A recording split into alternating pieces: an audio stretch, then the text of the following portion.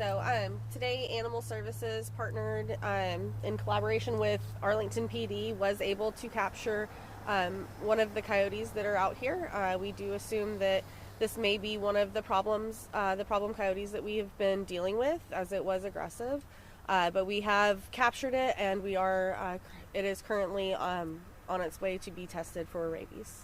So, officer, if you'd like to kind of talk about. Yeah, my name is Sergeant Eric Belisle. I've been with the Arlington Police Department for 18 years, and currently the North Day Shift Operations Sergeant. This morning when I came in, we briefed that we were going to assist animal control, and at the park here, mainly our job was to just monitor the park and watch as the kids come from the apartment complexes and come to the elementary school right that's just south of us right over here. About 7:35 when I arrived on scene, I had a drone operator in the area. He stated over the radio that he observed a coyote that's currently in the park. When I got here, the drone wasn't in the air. The coyote was actually walking around the park, which was immediately unusual. When I got out, we started trying to keep the coyote away from the school location. The coyote went into the wooded area right behind me, and we sent the drone up to try to keep eyes on. I then deployed officers along the road and at the school just to try to force the coyote away from the area and keep him, hopefully get him to go somewhere in a different direction than when the kids were starting to come to school. I went to the school, got notified by one of the animal control officers that he sees a coyote in the ditch that's right behind me. So I went to his location. I deployed what we carry is a 40 millimeter baton round. It's a less lethal device that we bring. So I brought that with me to see where with coyote, in hopes of just getting the coyote to move on to a different area. We got together directly up the hill. The coyote started what we call baying and howling, which is very unusual, especially with people around. So we sat there for a minute. Once the baying and howling stopped, the animal control officer said, "Hey, I think I see the coyote." Coyote came up a little knoll and got within about 10 yards from my location when I deployed the less lethal round. The less lethal round struck the coyote, completely stunned him. He laid back down, and we moved in and was able to get the coyote under control. The coyote got really aggressive with us, so I deployed a second round into the hind quarter, which would settle the coyote down, and we were able to get a second device around him to get him completely under control. And at that time, that's when we started bringing him out. And we brought him, and then animal control took him into the vehicle with him. Talk a little bit about how he was when he was about 10 yards from you. I've been doing this for 18 years, been on the streets. I've never seen a coyote that's not skittish of human beings or their vehicles. This animal was completely unusual because it wasn't like when it started walking towards me. I've never seen a coyote do that. Anytime I've encountered one, they have either they spot you and they get out of the area quickly. This animal was totally different. He started walking, and as he made some more approaches to me, he dropped his head. That's the only target that I had, and so that's when I deployed the less lethal round, because, like I said, it was a very unusual behavior that I have ever observed in my time out here, and I have encountered probably hundreds of coyotes in my time.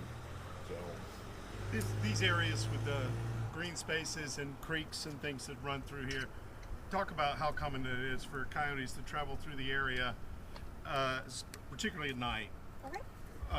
Step up to the mic. Yep. So we are in an area which the entire United States has what we call urban coyotes. These are coyotes that are not out in the country. They're coyotes that are living alongside us in our everyday lives, living in the parks, living in ravines areas, any kind of wooded areas. And these, it is normal for these coyotes to be active in the area. What is not normal is for them to be habituated towards people. How How sure are you that this was the animal that attacked? Can you be sure? Is there a way to tell? There's not a way to be 100% sure. With the actions that have been described, that this animal was actively aggressive towards people, we hope that this is the right one. However, we are continuing efforts. We're not stopping now. Some people might say it is necessary to sacrifice him, and instead of, I don't know, sending him some coyote refugee or anything like that. Yes, It has to be sacrificed? Yes, so unfortunately they are humanely euthanized when they're captured because it is illegal to relocate them. It would cause undue stress, undue harm to them because they don't know the areas that they would be relocated to.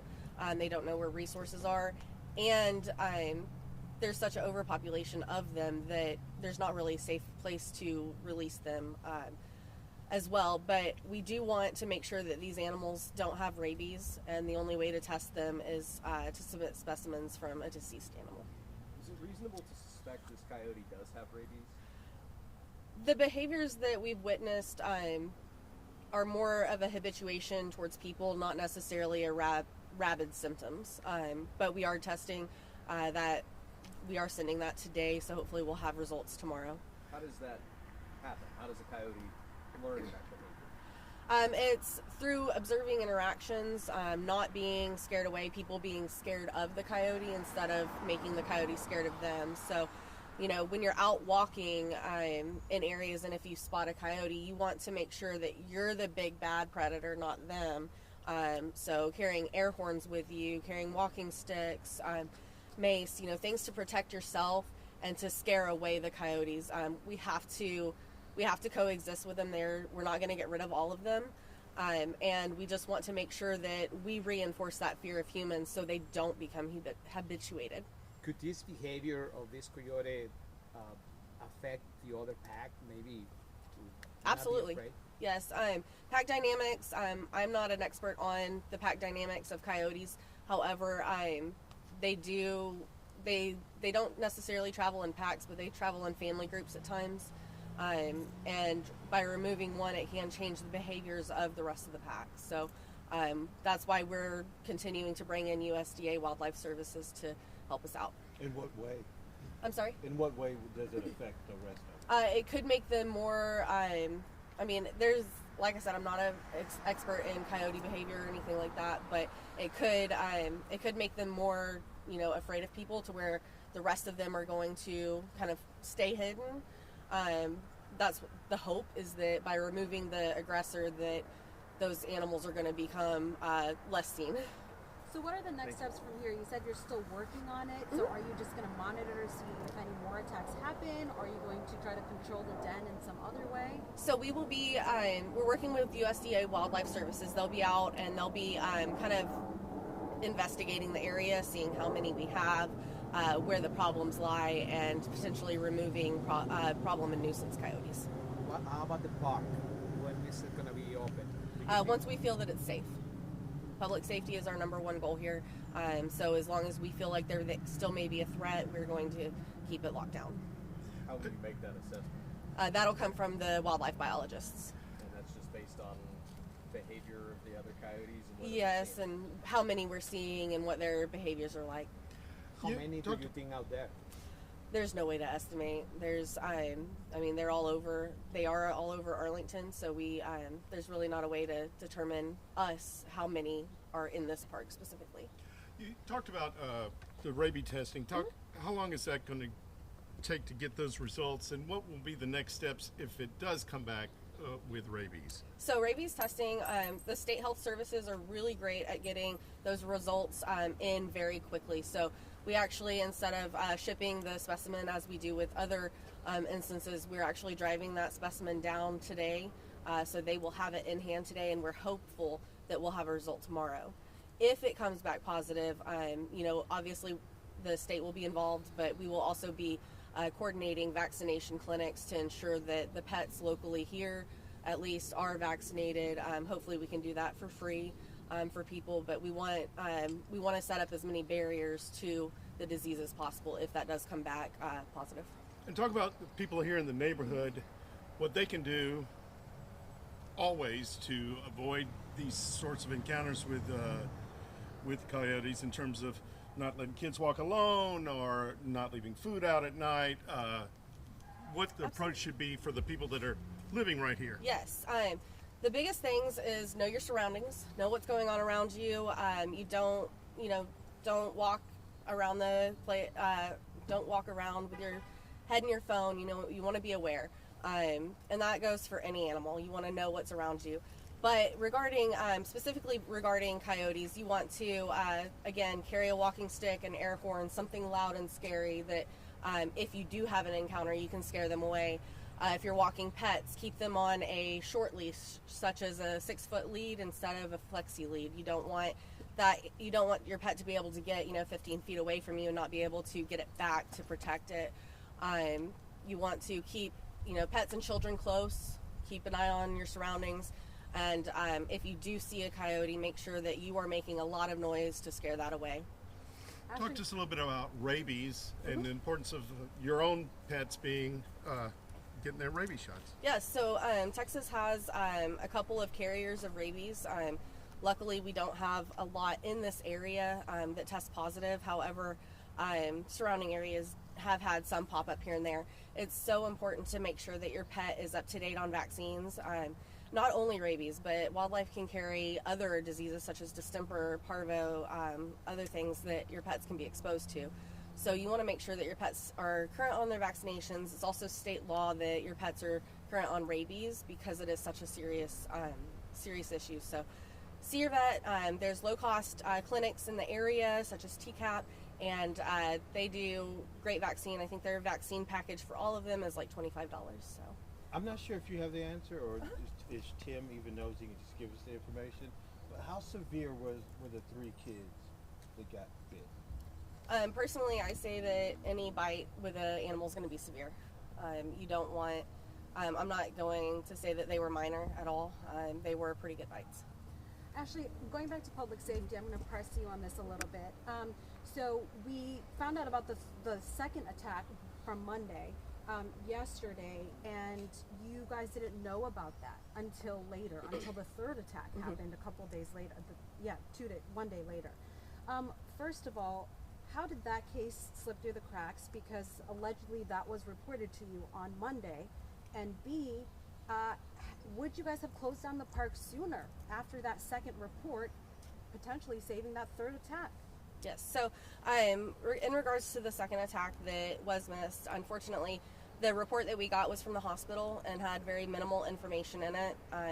We couldn't get in contact with the phone number that was provided, but the circumstances that the email shared was similar to the first bite. So unfortunately, we did assume that it was a duplicate report of the first bite.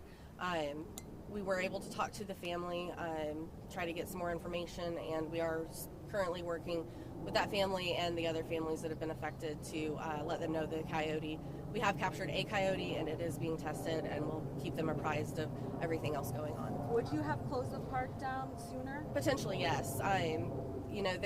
This was a very evolving situation. We had Arlington has never had a report of a coyote bite historically. So we thought that the first bite was an isolated incident. We took our normal protocols with trapping animals, set traps, kind of worked it as a normal bite as if it were a dog or another animal that did it. Once we got the report Tuesday that another bite had happened, and then we had also the Monday report, we escalated our operations as we got these reports in and as the situation evolved. A little bit of history of this park. Is there been another attacks in the past that you know? No. As far as I know, and as far as the history of animal services, the people that we've had some people that have been with our department for over 20 years, and this is the first coyote attack we've ever had. If the coyote is rabid, would you have to catch all the coyotes that you find in the park? USDA would probably remove all coyotes in the area. So then this could take potentially some time. It could. Yeah, we're, in my opinion, we're not limiting the time. Public safety is what's the important part here. We want our parks open, obviously, for our people, but we also want our people to be safe. Can you talk about, is there a playbook or a plan that the city has in place for an event like this? I mean, we hear about emergency management coordination plans all the detailed blueprint? There's not, because again, this has not happened before, and that's definitely why we have reached out to the USDA Wildlife Services to come in and help us out. Are these signs going to be staying up too? Yes, that's my understanding. So just so I'm clear, you all with USDA are still out in the park. You're going to see coyotes. If you see them, will you catch them immediately, or is it just... That'll be up to the biologists. They're the ones that are going to be taking over for us. They have many more tools in their belt than we do, and much more experience handling urban wildlife. When are they going to be here? Tonight, I believe. Tonight? Yes. So we do ask that please give them the space. They are, they are going to be out here. It's very important that we don't disturb the area because we don't want to push these animals out of the park. We want them to stay here so we can capture them. What about presence, police presence, or any other presence for kids leaving school today? We'll still be out and in the area, I believe. Yes. I know PD will. We will be out here as well, just as extra hands, because again, the safety of our people are number one priority right now. Yeah, we have talked throughout the different shifts that we're going to have during the high traffic times. We're going to have officers out here just to keep foot traffic, and we've been communicating with the principal at the school. They're going to have, during their recess times, they were going to have extra eyes out just to watch. They have a security officer that's over there. We had our own patrol units are going to be out there. So during the high traffic times, we're going to have more of a presence out here, and the school has been very good about assisting us with, telling the kids stay on the pathway to and from the apartment complex, to and from the houses and stuff like that.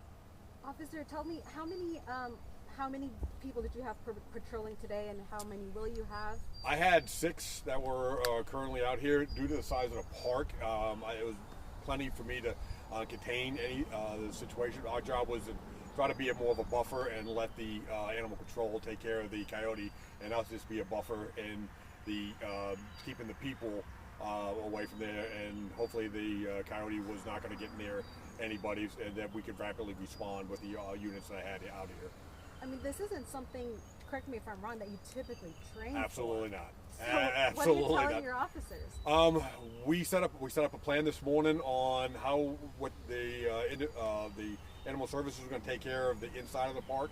We were going to handle the outer perimeter of the park, and we have done that on multiple different occasions for various different incidents. So we were just going to treat it like we were just going to keep an what we call an outer cordon, just to make sure that the animal control can take care of what they need to do inside the park.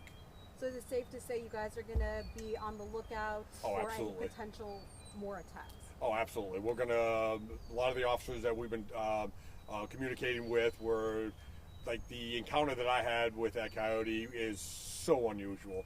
So I have been talking to the other supervisors and the other shifts and other sides of town just to say, hey, be on the lookout for this type of behavior of a coyote, so we can get that communicated throughout. Will they all carry that same kind of weapon that you have? We have them deployed on all sides of town. This is the first time that we've had to use this on a coyote. It was effective. It stunned the animal to a point where we could apprehend it. Discharging a firearm in this area would have been problematic at best, and we had those discussions in length in this area, just because you don't know how rapidly these coyotes move. They're very difficult. As anybody who's ever had to hunt coyotes, they can tell you they're a very challenging animal to even hunt for experienced hunters. So yeah, we've had multiple different discussions about how we were going to try to address this and the different ways we were going to do something due to the surrounding environment that we had. I don't know if this is a question for you or you, Ashley, but we all were out here, many of us yesterday. We saw a coyote, I don't know if it's the same one you caught, for a couple of hours.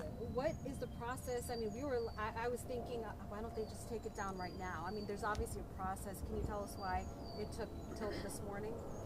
So we have, with getting the coyotes, yesterday we did, we observed them, we saw them ourselves several times. we have to be able to get a clear shot with our tranquilizing gun, and those do not act as normal weapons do. So you have to be closer, you have to have a clearer shot.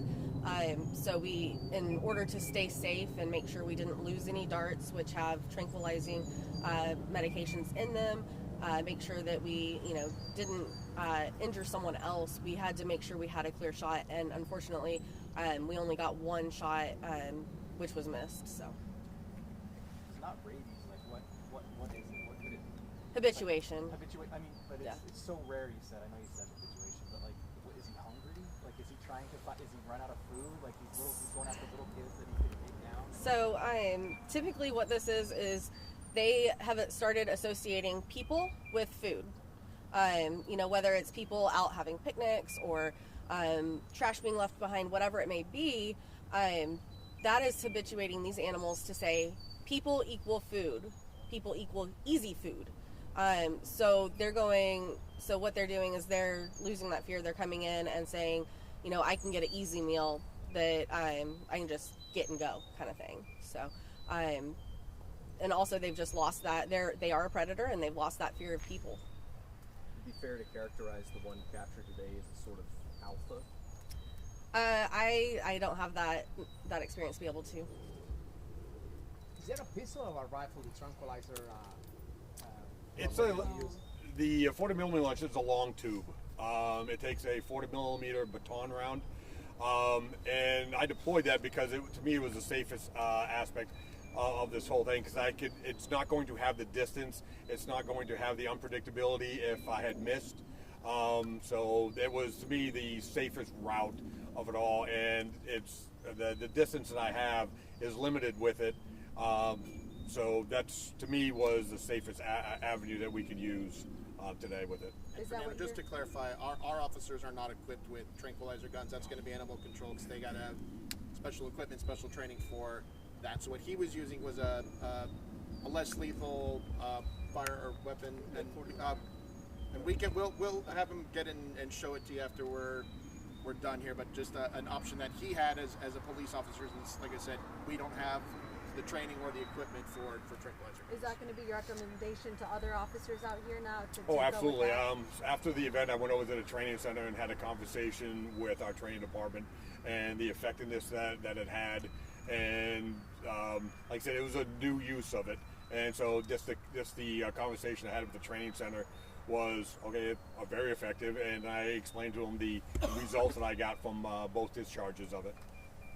Ashley, you said earlier that there are a lot of coyotes. Are there more than there should be in Arlington right now? And I wonder if there are other efforts to sort of depopulate around the city. I can't answer that completely. We do know that if you remove coyotes, more are going to move in. So depopulating is not really the best option. Coexisting and hazing and making sure trash is put up and stuff like that, that's going to be the most effective. But again, that's why we're bringing in USDA, because they can help us determine what routes we need to take to protect the city. We also, on our website, we do have a reporting system where people can report sightings of all sorts of wildlife, and we are monitoring the coyote reports that come in to see if we can find more heavily populated areas. Thank you, guys. Thank you.